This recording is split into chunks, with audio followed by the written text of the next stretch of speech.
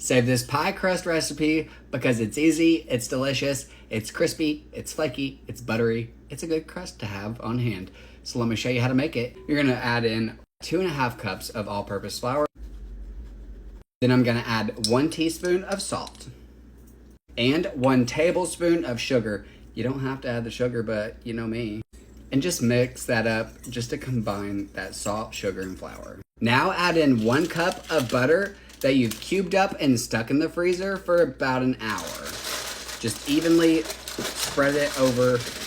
Just kind of toss that around just to get those butter bits coated in flour. Use one of these pastry cutters to cut the butter into the flour, and eventually it'll become a fine crumb, like some breadcrumbs. Now the butter and the flour is cut in together. This is how it looks. You can see that it's pretty coarse. Now you want to add in some water. I've got 8 tablespoons of ice water here. I'm going to start off by adding 4 tablespoons of it, because we may not need it all.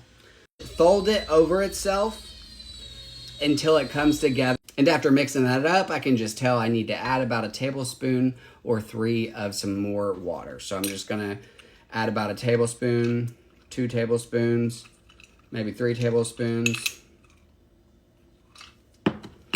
and just fold that in itself. And then that should be enough. And after a few minutes of folding it in on itself, you can tell it's coming together. Now you just want to bring it all together and form it into a large dough ball. Now that it's in a large dough ball, I'm just going to split it in half because this makes 2 pie crust. You can weigh it out to be precise, but I'm just going to eyeball it. That's good. Now that I have my dough separated, I'm just going to wrap them up in some plastic wrap.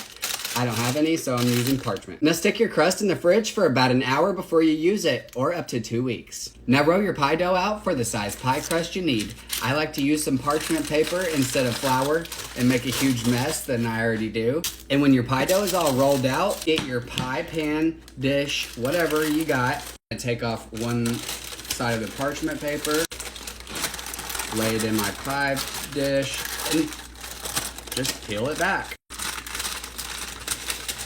And that's how it looks after I fit it into the pan. Now you can just go and do whatever kind of crust design you do. I don't do anything fancy. And that's how it looks, y'all. It doesn't have to be perfect, it's homemade. Now just use your pie crust as your pie recipe directs, because just like that, you have homemade pie crust.